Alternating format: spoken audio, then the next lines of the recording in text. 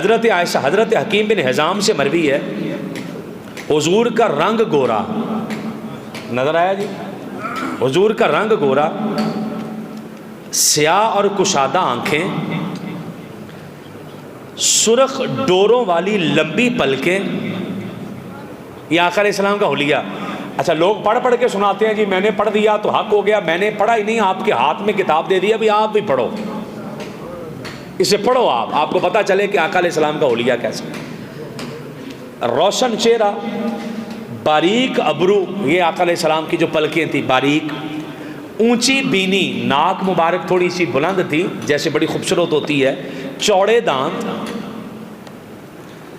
گول چہرہ، فراخ پیشانی، پیشانی چوڑی، گھنی ریش مبارک، داڑھی مبارک گھنی، ایسی تھی جو سینے کو ڈھانک لے، یعنی سینے تک آتی تھی داڑھی، شکم اور سینہ ہموار، یعنی پیٹ اور سینہ برابر۔ یہ آقا علیہ السلام کا حسن۔ صفحہ نمبر 73 پہ آ گئے ہیں، 72 سے شروع ہو کے۔ آقا علیہ السلام کے بڑے بڑے کندھے، بھری ہوئی ہڈیاں، آقا علیہ السلام کی کندھا جو بڑے بڑے تھے، سکڑے نہیں تھے، موٹے بازو، کلائیاں و پنڈلیاں، بازو بھی موٹے، کلائیاں بھی، پنڈلیاں بھی، ہتھیلیاں فراغ، یعنی ہاتھ چوڑے چوڑے تھے آقا علیہ السلام کے، اور قدم مبارک چوڑے تھے، ہاتھ لمبے تھے، بدن مبارک جب برہنہ ہوتا، یعنی کرتا وغیرہ آپ نے نہ پہنا ہوتا، باقی آپ لباس ہوتا، صرف کرتا نہیں پہنا ہوتا، تو خوب چمکتا، سینے سے ناف تک بالوں کی ایک لکیر تھی، سینے سے ناف تک بالوں کی لکیر، قربان جائیں ایک ایک ادا لکھی ہوئی ہے، ایک لکیر تھی، میانہ قد یعنی درمیانہ، نہ زیادہ لمبا نہ زیادہ قصیر، نہ زیادہ طویل نہ زیادہ قصیر چھوٹا۔ اس کے باوجود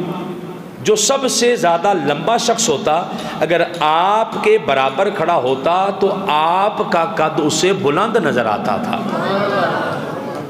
اگر بریکٹ میں لکھا ہوا یہ آپ کا معجزہ تھا، یہ آپ کا معجزہ تھا۔ آگے سنیے گا، آپ کے بال نہ بالکل سیدھے تھے نبی پاک صلی اللہ علیہ وسلم، نہ بلدار، یعنی بالکل کنڈل ہی کنڈل بھی نہیں تھے اور بالکل سیدھے بھی نہیں تھے، درمیانے سے کنڈل تھے۔ جب آپ مسکراتے ہنستے تو دندانے مبارک، دانت مبارک مثل بجلی کے چمکتے، یعنی بجلی کی طرح دانت مبارک چمکتے، بارش کے اولوں کی طرح سفید دانت مبارک تھے۔ جب آپ گفتگو فرماتے تو ایسا معلوم ہوتا کہ نور کی جھڑیاں ہیں، نور برس رہا۔ اور سنیے گا آگے، سبحان اللہ، آپ کے دندانے مبارک سے نور کی جھڑیاں وہ جھڑ رہی ہیں۔ گردن نہایت خوبصورت، نہ آپ صلی اللہ علیہ وسلم کا چہرہ بہت بھرا ہوا تھا، بالکل ایسے لٹکا ہوا نظر آئے، نہ ہی بہت کمزور یعنی درمیانہ چہرہ، بلکہ تمام بدن کے متناسب ہلکا گوشت تھا، یعنی وہ ایک درمیانہ سا جسم تھا۔ اور آگے بریکٹ میں حوالہ بھی لکھ دیا کہ یہ بات پکڑی پکڑائی نہیں ہے، امام بیہقی کی دلائل النبوہ کی جلد 1 صفحہ نمبر 278 پر بھی یہ بات موجود ہے۔ یہ آپ کو میں نے کتاب آج دی ہے، اس کے اندر یہ چیز آپ کو پڑھنے کو ملے گی۔ آگے سنیے گا، حضرت براء بن عازب فرماتے ہیں میں نے کسی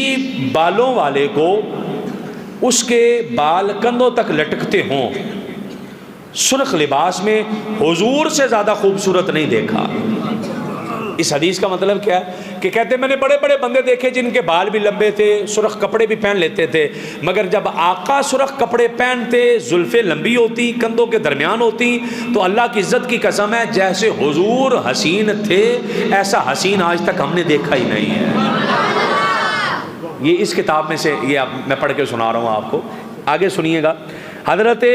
براء کے بعد اگلی حدیث، اچھا پھر حوالہ بھی لکھا ہوا بریکٹ میں، امام دارمی کی جلد 1 ہے صفحہ نمبر 35، دلائل النبوہ امام بیہقی کی جلد 1 ہے صفحہ نمبر 315، شمائل ترمذی صفحہ نمبر 3،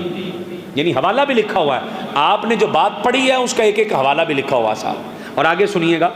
آقا علیہ السلام کے حسن کے بارے حضرت ابو ہریرہ فرماتے ہیں میں نے حضور صلی اللہ تعالیٰ علیہ وسلم سے زیادہ کسی خوبصورت کو نہ دیکھا، گویا آپ کے رخسار مبارک میں سورج تیر رہا تھا،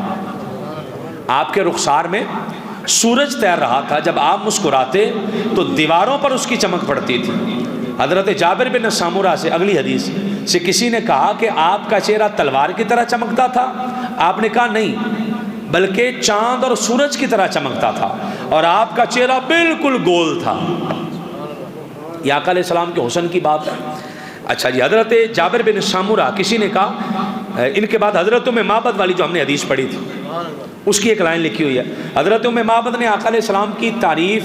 کی رفعت میں کہا، بلندی میں کہا کہ آپ دور سے بھی خوبصورت تھے